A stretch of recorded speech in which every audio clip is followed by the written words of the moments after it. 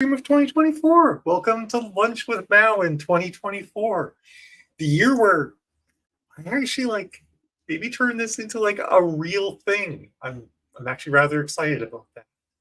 So since I always either A, forget to tell Jill, or Jill is busy, I shall function as my own producer and put out the everyone post on Facebook.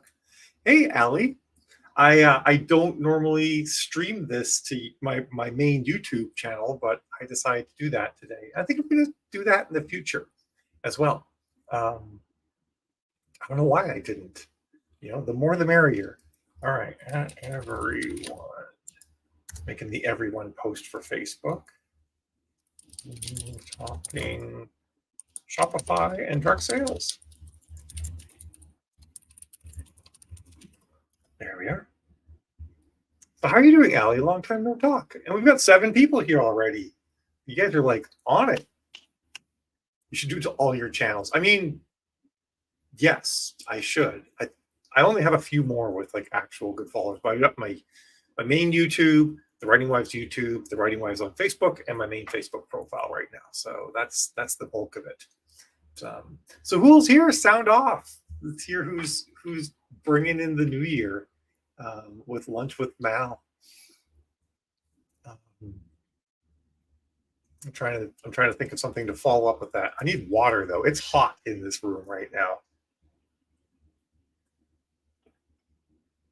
It's like 78 degrees Fahrenheit, which has got to be like what, 26 Celsius, which I know like isn't hot, but it feels hot. I run, for those of you who don't know, I run a bunch of computers in here in the winter to heat it. You can see 2 of them behind me there. They do science and they heat the room. Plus my main computer does that too. So I can keep the room, even when it's well below freezing, almost at room temperature. But when the sun is shining, it gets toasty.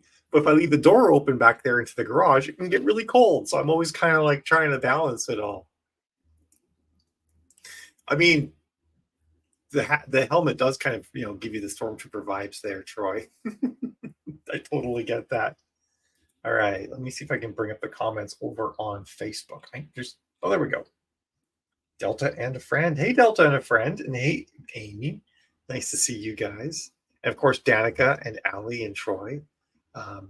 This sort of an interesting thing, as lately we've been getting more people on YouTube. So of course, not everybody can see each other's comments. So I'll do my best to show comments on the screen so that everybody has context for everything that's going on. But it's awesome to see all of you here. It's awesome to see everybody who's not here who will watch the replay, because apparently I always say this, I'm like, apparently a lot of people watch the replay. Like, I'm sort of flabbergasted it happens.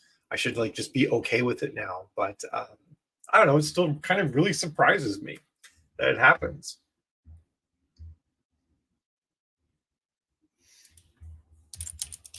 Jill and I are also shopping right now. I got to show this to you guys because I think you'll appreciate it. I really want to get this. I just saw it today. I was just sort of like browsing around and saw this today, and now I want it. This has nothing to do with the main topic, but I feel like that's also an important part of Lunch with Mel, that we have to like have things that are not part of the main topic be talked about. Like, look at this dress. Is that not amazing? It's 3 parts, so it's not a cheap situation. It's 360 pounds. So probably about like what, 450, maybe with shipping close to 500 US to get this. But anytime you get latex clothing, which I'm actually wearing today, it's always handmade. And so this one is probably like, that pattern is like handmade. Like every part of that pattern on that dress is handmade. So you can imagine why that would cost so much. But yeah, it's totally gorgeous. And I would love to have it. And then Jill saw a dress that she'd like to have, and I would like Jill to get a latex dress at some point. I'd be totally down with that. So I didn't respond to that directly to Jill, because we're doing Lunch with Mal. But if you're here, Jill, which I think you are now, yes, you should get that. Jill's the I am here. There we are. Ta-da. And hey, Sonia as well. Hi. I'll get it for you once you finish. So you know what you should really do, honey, is I think I need that for the Future of Publishing conference in New Orleans in February. I think that's a solid plan, because phase 2 Solaris is going to take all year, so it's not really going to work as a great motivation for me. Just saying. I look forward to that, honey. So anyway, so I'm curious who's currently, and you can add this comment later if you're watching the replay, who currently does direct sales in any fashion. And that could be, events, and let me know what it is. Events, doing something like Shopify or WooCommerce or PayHip, and then also like a Kickstarter. Those are all things that are direct sales. Who does direct sales right now? All right, so Troy does. Troy be on the YouTubes. You could use a positive reinforcement, like by hit a milestone or something. Or for New Orleans, if you got me that and I had for New Orleans, I think I could be persuaded to apply extra focus. I'm down with that. Let's see. Jody has PayHip and starting in person next month. I have a couple of clients who have PayHip, and I think like in general PayHip's okay, but I'm starting to see some things that PayHip doesn't do that other platforms do that are starting to make me feel like PayHip is not an ideal situation. Shopify for Troy, about to start conventions. Hey, Marisha. How are you doing? And then this is Amy. Oh, wait, not Amy. This is Sonia. Only sign books on our websites, but we use PayPal for payments. Okay. So you're getting there. Totally. So from the looks of it, not a lot of people are doing digital sales yet in here. I don't know that I see anyone that's doing. That makes sense, Jody, that you don't make enough to justify Shopify's monthly fee. An option there that people might want to consider is that Shopify and Wix and Shopify have actually pretty good feature parity. There are some sort of key differences in how they implement things that can make one or the other more compelling, but both of them can actually be your store and your author website, and that can actually reduce your costs quite a bit. So you wouldn't need, hosting for an author website and hosting for an e-commerce store. You could do them both together. Now, there might be some reasons why you don't want to do that, but I'm just putting that out there. Also, one kind of cool thing about Shopify too is that right now, if you sign up, they'll give you the first three months for $1 a month. So if you want to run an experiment and just try it, you can actually do it pretty low cost. I believe that Shopify's monthly fee for like a good bit of e-commerce is about $27 a month. Let's pull it up. Oh, I'm off. Let me share my screen and we'll just take a quick peek at it.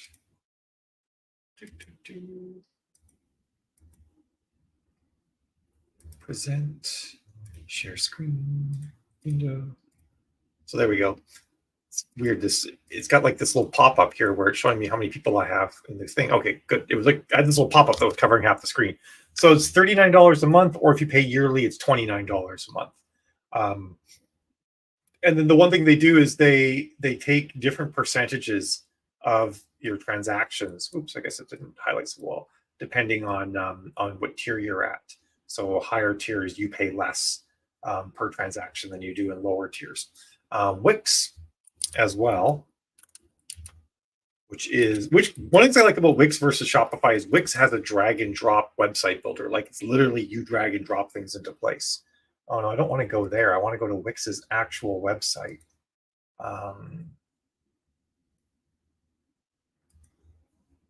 Maybe I'll just Google Wix and see if I can just get to their mark. No, don't go there again. That's Google. You're failing me. There. I want to just go to their main website. What if I just go here to www.wix.com? Does this log me in? Sometimes it's frustrating when you have an account with someone and you want to see like their main pages. Oh, I know what I can do to do this. Also Wix pricing. To give you an idea, aeon14.com, my website is built on Wix, as is the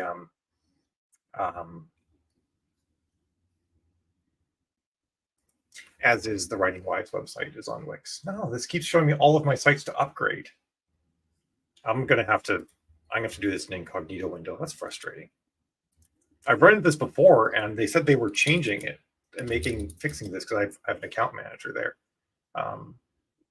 Wix, by the way, used to be terrible. They used to be like a definite not good system. But they've really in the last few years gotten pretty amazing. All right, pricing. One of the things I especially like about Wix too is that Wix can also be your newsletter provider, and their pricing on that is really good.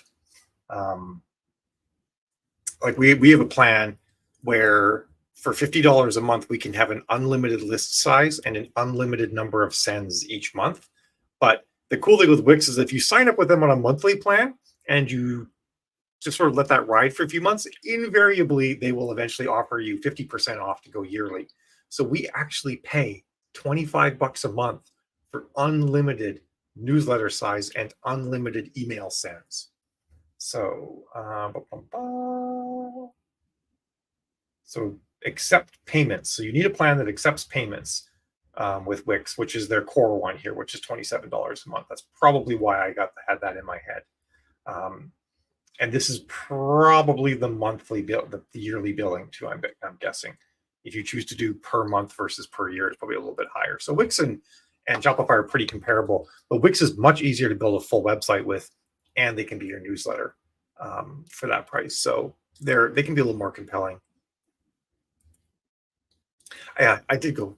I was thinking that, Marisha, as I do this, like I could go incognito, but like they have to stop the share, start a new one. That's like work. Who wants to do that? It's pretty impressive, Delta, how well, like if you do bundles and you have upsells and stuff like that, you can do pretty well. One of the things I found just today, because I haven't like really done deep dives into PayHip too much, is that PayHip doesn't have an app store. So you can't add in any third-party apps. So if PayHip doesn't have the feature, there's kind of no easy way to bolt it on. And something that both Wix and Shopify have that I really like is you can actually install review apps that will import your reviews from Amazon. So you can take your books on Amazon, import the reviews in, and then you've got your book just sort of launched with way more reviews. So it gives you like a much more fully featured product page. And that's something you can't get with PayHip. A few days earlier and for $1 less, that's a good idea. I actually think I would probably do almost as much as a week earlier, but it would depend if I'm in KU or not.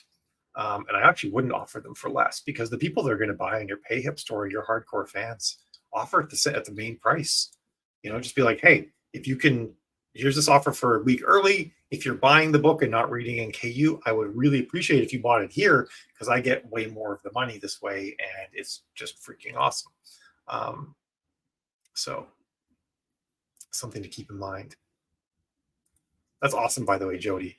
Having the full spread in there really makes a good difference, and being able to offer the upsells. So if someone buys your ebooks and you're like, hey, for $5 more, I'll give you the audiobook if you have the rights to do that. You can get a lot more with upsells. Oh, that's cool. I forget, Jody. What do you write? I should know this. I've looked at your books before, but it's escaping me just at the moment. Wait, did Jill say send me my sizing for that dress? Is that what I need to pop back to see who said that? Oh, that was Jill that said that. For those of you who showed up late, let's just take a quick blast to the past here and see the dress that Jill is saying to send my sizing for. Ta-da! Look at that, right? Look at that. That is unbelievable. I'd be super stoked. All right, but many of you don't care about that sort of thing, so we're cruising along. Go incognito. All right. I think the draw is getting early. She writes time travel. Time travel. Okay, yeah. So you got like sci-fi elements. So totally, that's for Jody, I assume. Oh yeah, there we are. Historical time travel. So that'll work well for Comic Cons because Comic Cons you have to have something that like sort of fits the sci-fi fantasy nerd vibe. I was at Boston Comic Con a few years ago now. I wasn't there last year. It might have been 2 years ago that they had this. Maybe 3 years ago they had this. But they actually had the full Back to the Future setup there. They had the DeLorean. It drove. because I was selling there, so I actually watched them drive it in, and it drove under its own power and everything. And they had like the truck. Remember the Toyota truck that Marty McFly really wanted, and that he got at the end of the movie? They had that truck. They had like an Einstein to sit in the car with you, and they had like a bunch of other props and stuff like that. And then people could go there and get their pictures taken in all the vehicles. And it was just like, this is super cool. And it was bombed. Like there were people there everywhere. So yeah, yes, totally is something like that. Just like such a cool dress. Um, I would rock that dress in New Orleans in February. That'd be perfect for it. All right. Oh, I've got up with all the comments. Look at that. Go me. Woo, woo, woo. So yeah. So I've been doing a lot more with direct sales myself. I ran an experiment in December. Actually, it's funny. I normally never set Facebook ads to have an end date because I invariably forget that I set that. And then the ad ends. I prefer to actually just sort of keep an eye on my ads. And I was doing direct sales through my Wix website. I'm still setting up the Shopify version, but I was doing direct sales through my Wix website, and they were actually starting to really pick up. And then they died over Christmas. I'm like, geez, what happened? But I didn't have time to look, so I didn't really check in on anything.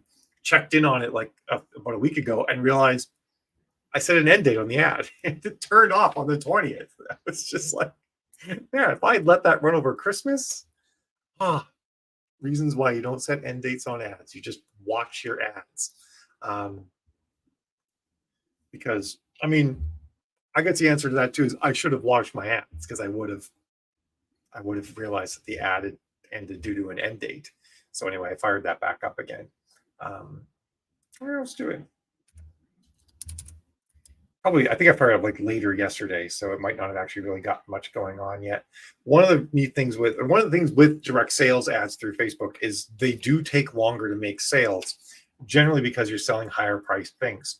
What works the best is to sell bundles, which I'm sure that you guys have all seen. Oh no, got some sales rolling in again already. So that's awesome. I can't show the screen because it's got people's personally identifiable information on it, but there are sales rolling in. Let me bring up the page and I'll show you guys what that page looks like. The books. Shoot. It's a hidden URL that I have too. So ebooks by direct product page. The right more. Hold please. Here we are. So this is the page people land on. Let me embiggen this a little bit.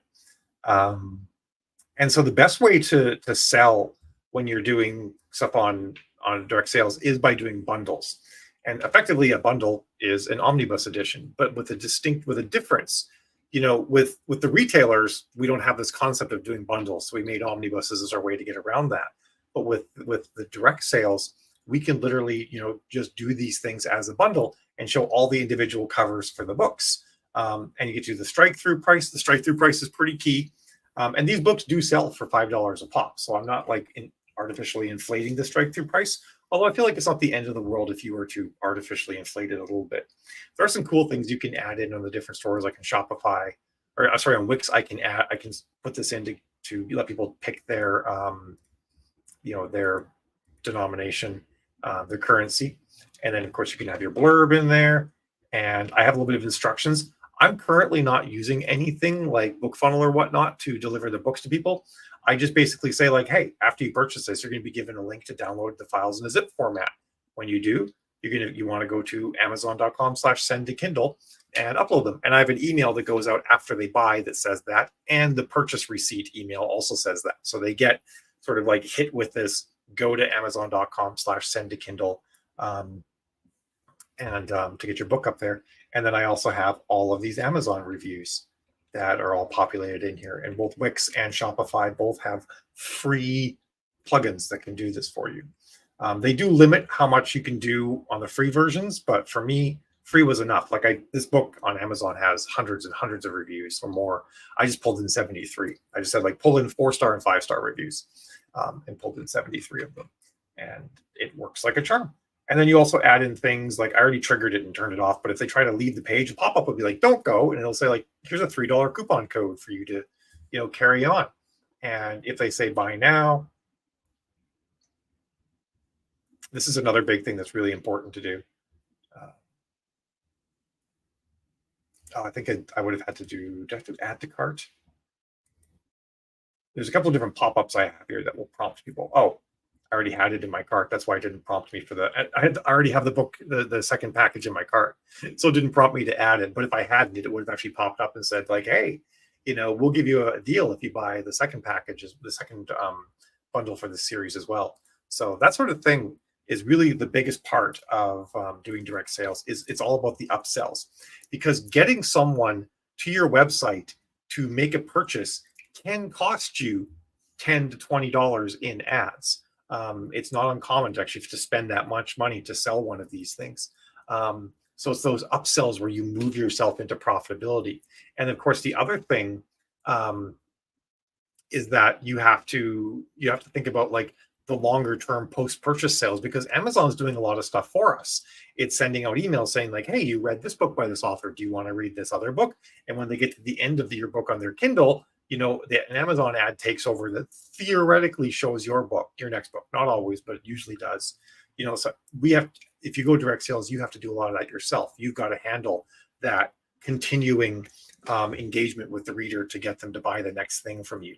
And that's, to be honest, a bigger part of setting up your Shopify or whatever kind of direct sales store you do than the initial setup itself. Getting the products up there and the images, while time consuming, is relatively easy. It's all of that post-purchase workflow that you really want to do. And so, yeah, Jill just mentioned who would join a Build a Shopify site with Mal class in February. I'm going to be teaching one early February. And what I'm actually going to do is I'm going to walk through building a Shopify store soup to nuts in about 3 hours. I'll be cheating a little bit in that I'm going to walk through the beginning parts of setting up your store, and then I'm going to sort of segue to a store that's already partially set up, so that you don't have to sit with me while I add a whole whack of books in, because that can take a while. So it might you might not be able to get it done in 3 hours. It might take you like 4 or 5, depending on how many books you have. It could take you a couple of days if you have a ton of books, but I feel like most people will start out like you'll pick 1 or 2 series. And I'm also going to show sort of like the bare bones, minimally viable product way of doing this versus like putting in the effort to build this massive, fully fledged store. Because to be honest, it doesn't make sense to build a store that sells everything every which way right from the get-go.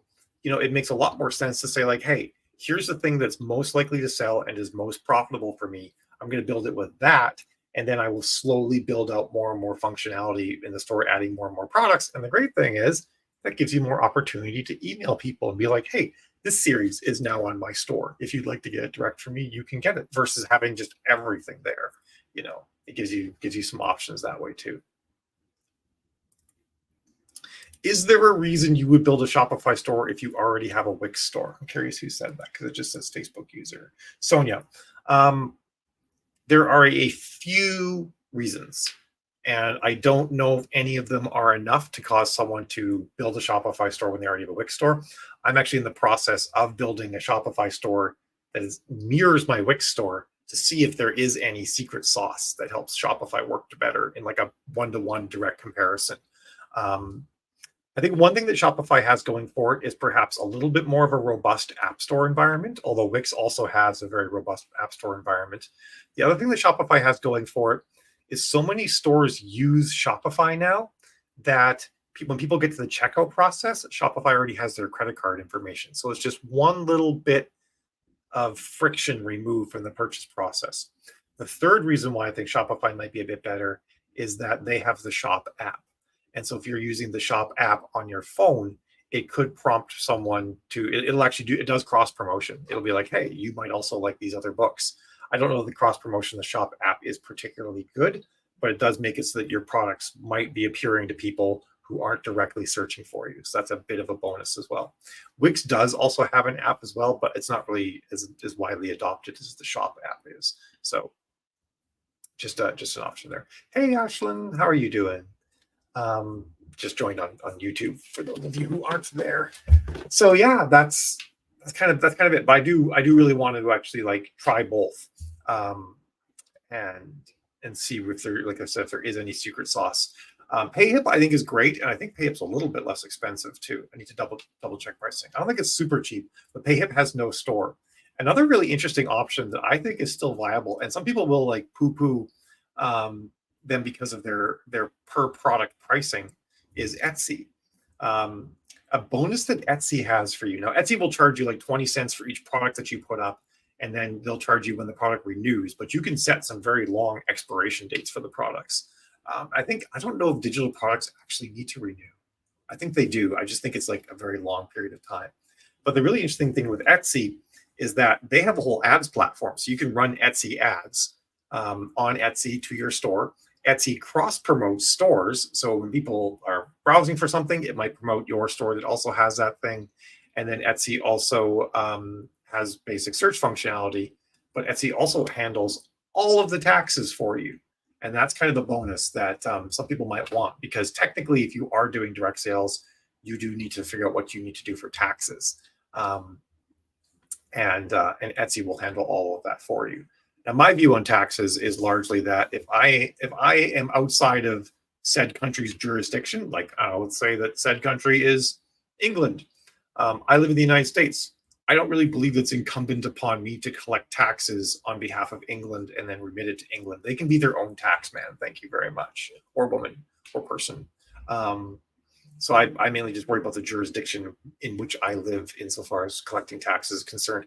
And by and large, at least for those of you in the United States, your state will require you to collect taxes, unless you live in like a state without tax, like New Hampshire or something like that. And then other states will require you to collect taxes if you sell more than certain thresholds. And some of those thresholds are like $2,500, $10,000 of sales into that state before you have to collect taxes for them. So, totally doable. It's actually not as big a concern, I think, as a lot of people worry that it is. Etsy products need to be renewed every 4 months. Thanks, guys. Thanks for sharing that. I thought it was longer than that. And I guess you might find that putting your entire catalog up on Etsy could be expensive if you have a massive catalog and some of the books never sell. But then again, if you have a couple of books that sell really well, maybe you could put them on Etsy as well and just get a bit of extra exposure for, honestly, like, what is it? Is it 20 cents? Correct me if I'm wrong. Is it still 20 cents to list something on Etsy? Because if it's just 20 cents to list things on Etsy and just have that exposure, it almost seems silly not to take your bestsellers and put them up there. This is Rosa. Rosa says, appreciate your explanations. There's so information out there in the author world about direct sales. You're welcome. I appreciate that. Okay, thanks, Peg. It is 20 cents. That's something that I do try to help with, is like, here's your options, and here's like different ways of doing it. Because there's some people are like, you have to do Shopify. If you're not doing Shopify, you're insane.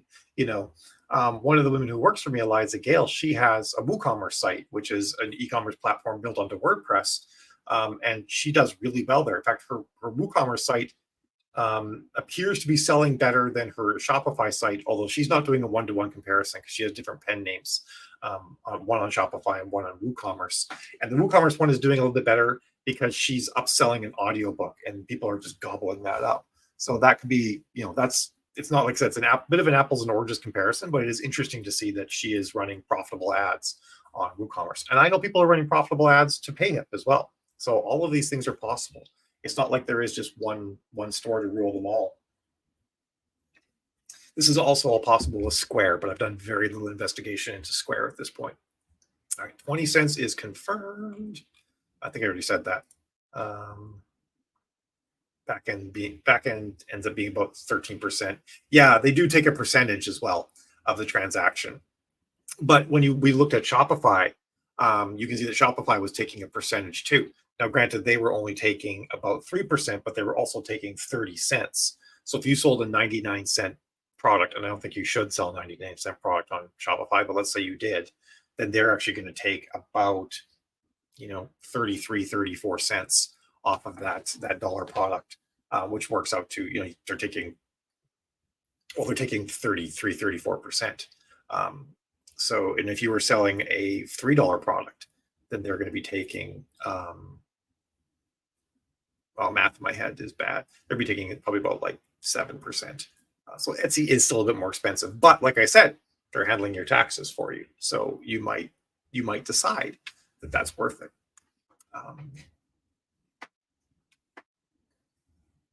Well, thank you. It's Gina that said that. Monica, or sorry, Ashlyn says Monica has a Substack a while back about her feeling that WooCommerce was a better fit for authors than Shopify. I'm I don't disagree with that. Monica is a smart human being with a lot of experience, and I think she's right in this regard. The tricky thing is that, like I said, I could walk you through setting up a Shopify site, soup to nuts, in 3 hours, including all of the post-purchase automations and stuff like that. WooCommerce will take longer because WooCommerce you have to find a host, and you've got to get your WordPress site set up, and it's a little bit more complicated, although it is becoming easier and easier and easier. WordPress.com is making it has a lot of really simplified templates. So I don't know, maybe I should do that sometime. Maybe I should do a WooCommerce version. But I think the other thing I've talked to a couple authors about is I said, one thing to keep in mind is that there's so many authors doing Shopify right now that you might be able to find easier information in the author world about how to do Shopify. But globally, WordPress and WooCommerce are by far and away the largest e-commerce platforms out there. So that's something to consider. Sonia says that is what their payment processor, their fees. They also have advertising expenses we no longer have a choice on. Oh, really? You don't have a choice on the advertising expenses anymore. Yeah. I mean, yeah, you would, before diving into Etsy, you should understand all of the fees and stuff like that for sure. But correct me if I'm wrong, Sonia, if you don't sell anything, then you're just on the hook for the listing fee, right? But yes, price books accordingly. Hey, Sathros, it's been a while. Hi. I used to live stream my writing, and I did sprints on YouTube. So I have a lot of people that follow me on YouTube from back when I used to do that during pandemic.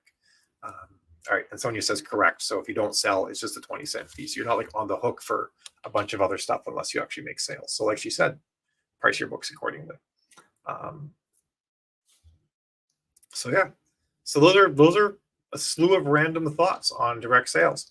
And the Shopify class, we're going to talk about I'm going to talk about strategy and the implementation too, I should say, because when you're sitting down trying to decide, how do I want to set up a store? How do I want to bundle things? A lot of it is going to come down to, like I said, the upsells. You've got a 7-book series. Don't put all 7 books into a bundle. Put 5 books into a bundle and then have 2 books that function as upsell that you can get, because you could do, you still have to keep that first initial purchase price, a little bit more reasonable. And you can get a lot of people to buy at $20. I know a lot of authors who will sell a 5-book bundle at $20, and they can do pretty good at that. You saw that mine was $10.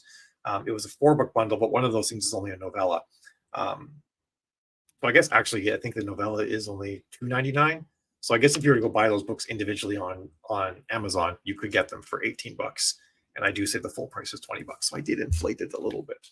$19.99 was just a much nicer round number than $17.99. But I'm sort of doing a lower bundle 1 price, and then I have a higher price for the subsequent bundles. And because that particular series has 4-book bundles in it, I can make it up on the read through, provided I have the flows in place to keep pushing people to buy the next bundle. So that's definitely something that matters a lot, and understanding, what your flow is going to look like. And then when they buy the 4th bundle, now what? Now what do I send them to? And of course, the other thing too that happens when you're running direct sales is you do have overflow back onto the retailers.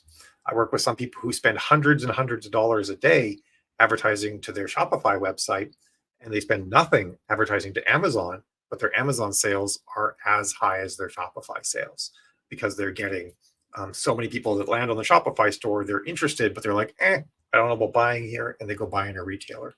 So you do get that overflow as well, which is pretty awesome. Hey, Mona. Sorry, I said Monica because we were just talking about Monica Leonel before. So how's it going? Oh man, I think that's kind of all I have to say at the moment about this. It's kind of the bulk of it. I'm excited about it, though. I do think that this is the year of direct sales. I think that, and I said this before in some of my talks leading up to the new year, that my prediction is that in 5 years, the retailers will no longer be the major consideration for authors when it comes to like planning out their launches, launching their books, their retail strategies. And I would posit that in 10 years, the retailers will be looking at Amazon the way that we look at Kobo now, right? Like I could sell some books on Kobo and that would be great, but I'm not focusing my energies there. I think in 10 years it'll be the same for Amazon. Yeah, I could sell some books on Amazon, but I'm not focusing my energies there because I'm never going to really sell that many books there. That's a bit of a bold prediction, but I mean, really think about it. In 10 years from now, the Kindle is going to be 25 years old. So no company can dominate this sort of thing forever. I do think even if Amazon still maintains a larger position, I think they're only going to do it by making KU non-exclusive. I think that's the only way they can actually maintain a large position, because I think they can use KU to try to squash the other retailers, but they can't squash all of us with our individual websites. So I think that that's going to be a big thing. I like that. I like 2 weeks is what I think the right time is too, Jody. Do you put your books into KU, Jody, or do they stay wide forever? I guess you said other retailers, so you must be just only wide. I like 2 weeks because I feel like 1 week isn't quite long enough to entice someone to do something that they might not want to do. You know, they're kind of like, I can wait a week and get it on retailer X that I'm familiar with. But 2 weeks, they're like, oh my God, I'm going to be jonesing, and they might buy it direct. They'll be a little bit more likely to buy it direct, I think. Especially if you're in KU and you want to launch on your Shopify site first, or your whatever you're using site. I think 2 weeks is pretty important because you have to, you're not competing with KU. You're not competing against your retail, your site price versus Amazon price. You're competing against your site price versus free. So I think 2 weeks is pretty necessary there. Full wide in December. Oh, congrats!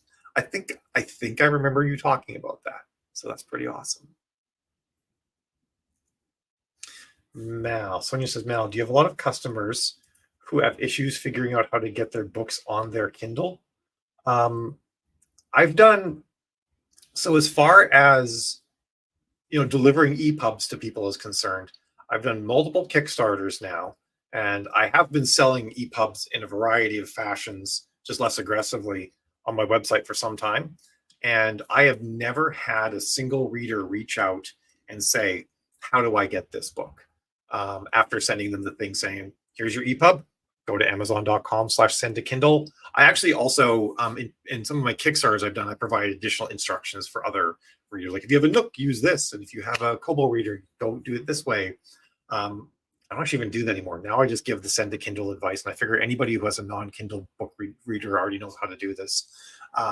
The only group of people that I've had an exceptionally large amount of trouble with helping them access books, get books onto their Kindle that I've sent directly are authors. Authors are the worst at this.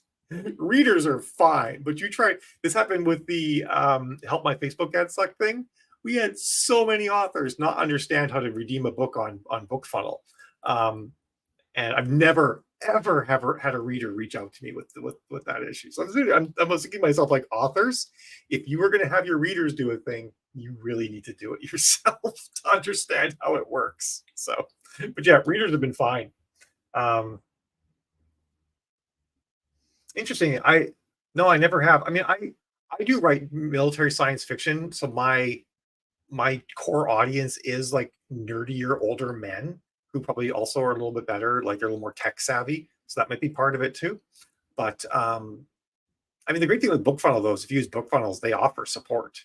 But if you go to amazon.com/send to Kindle now, you'll realize that you just drag the file into the middle of the page and it uploads to your Kindle. Like, it's so much easier than it used to be. You used to have to open up a special email address, and then allow it to accept emails from anybody, and then it was a whole pain in the butt. You had to jump through all these hoops on Amazon's website, and now you just drag the EPUB file into the web page and it just works. So it's pretty awesome.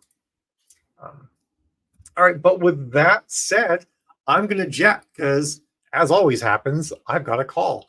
coming up with a client in about 15 minutes. So I want to get on that. And interestingly, it's a client that we just launched a Shopify store for and their first set of ads. So I'm excited to see how that's going and to figure out how we're going to tweak that to make things work better.